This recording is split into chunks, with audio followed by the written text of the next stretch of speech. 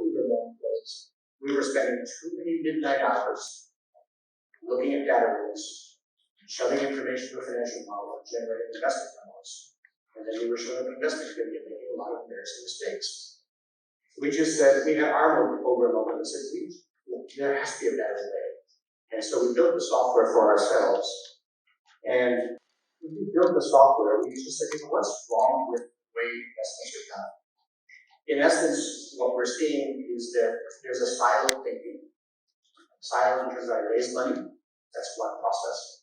I invest the money. Oh, I gotta go in now, manage the assets.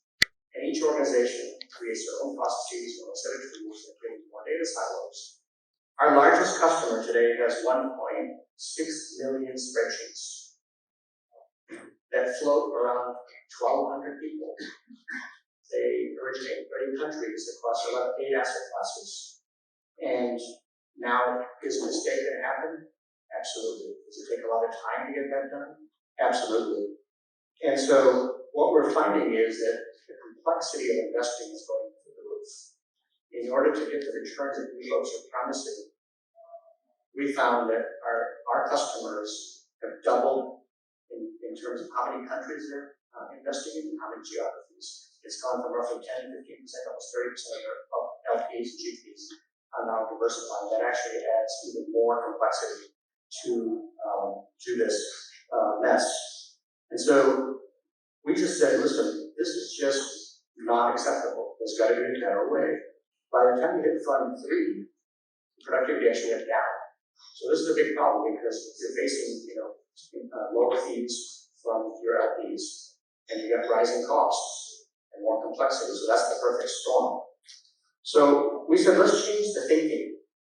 This is actually not disparate functions of raising money, deploying money, and managing the assets. It's actually a cycle. And every time you do each piece of those functions, you should be centralizing that data. You should be systematizing those workflows. You should be creating a single source of truth. And what I'm going to share with you are 3 or 4 case studies, and then Jeff and I will have a conversation with some questions from you, the audience, as well as from him. But I want to actually show you that there is a modern way, there is a Uber way of investing and managing assets and producing superior returns. So what I'm showing you here is not marketing material. What I'm showing you are actual live case studies of general partners that invest in infrastructure, energy, and power, and real estate on some of the actual results that they're seeing by digitalizing their investment lifecycle management. Investment lifecycle means from the day it's an idea to the day you sign, to notice, to proceed, to construct it, to manage it, to provide the time to dispose it, refinance. Those are all lifecycle decisions over 30 years. And what we're doing is just automating those mundane processes, centralizing the data, systematizing workflows, and there are real benefits that are coming out of that.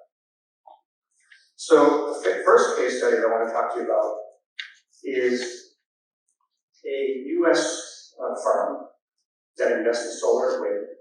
They raise money in the capital markets by forming a REIT, real estate investment trust, and that's their LP source of money. And their issue was that they had 5 portfolio companies in which they were procuring projects, wind projects. And they were spending, the statistic I had, about 80-90% of the time actually collecting the data, systematizing it so that all these 5 portfolio companies, they could see, how to report that information. Well, they were getting 0 time to analyze the data. In 4 months of after using our platform, they were finally inverted when they were spending 90% of their time actually analyzing the data. And what they're able to do is find portfolios and projects that were underperforming from a cash flow perspective. They were finding ones that were overperforming. They're able to take that and feed that back to their portfolio company and say, listen, if you want to continue building projects this way, we're going to give you a lower cost of capital. A higher cost of capital.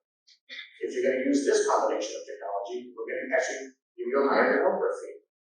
So by just taking that data and centralizing it, they're able to gain almost full percentage point IRR. And this is just the beginning of the relationship, the beginning of using the platform. So it's just being able to analyze the data and look at how to potentially squeeze more margin out of a particular project.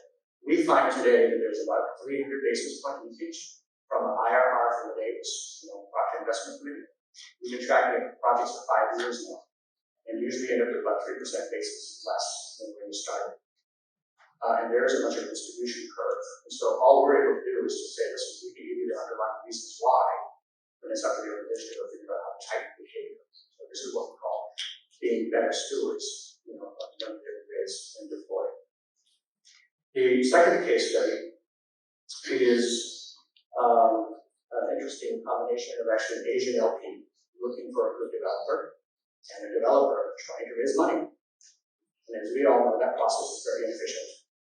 It's the toughest part of our job is raising capital or deploying capital. And so what we were able to do was halfway through the cycle, the developer actually took all of their data and put it on our platform, all their pipeline, as well as their portfolio. And it was again across 8 different geographies and 2 different technologies, EV charging stations and wind power plants, a little bit of solar. By centralizing their data, they were able to open this up to this particular LP in Asia. And what would have taken 6 to 9 months to go through diligence, they finished in 3 months. So they contracted the diligence cycle and the fundraising cycle by 3 months. And both sides really appreciated that transparency and traceability of what the pipeline was, what the assets were. So the developer actually was able to raise capital in this way. The GP in this case was able to raise the capital at 35 basis points more favorable than we would have just with normal methodologies. Again, 35 basis points all every nickel every dime adds up to the more profit dollars that you can use to gain market share. The third and final case study I'd like to talk to you about is a global infrastructure fund. And this one I really want you guys to pay attention to. This one is, I think, what I call the modern investment methodology. Now, this is still goals and aspirations because we just signed this customer, but I think he's got this right. So the way he taught us to structure the contract was he's going to give licenses to the LPs, we have 11 LPs. He obviously has licenses to use our software within the GP, and he's got licenses to provide this to his portfolio because he owns 5 companies. The GP owns 5 portfolio companies outright by them, and they invest in assets in infrastructure. And by getting everybody to buy in, they did a great job from a leadership perspective, saying we're all going to use the same platform.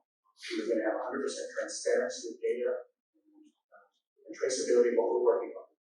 He aligned the incentive systems across the board. And his goal is to stay roughly about 15 to 20 people and 4x a day with. Just imagine this cost structure that we can have to compete in the marketplace. Imagine the agility to make decisions, the ability to raise more money. So a year from now, we'll come back and we'll see what kind of progress we've made.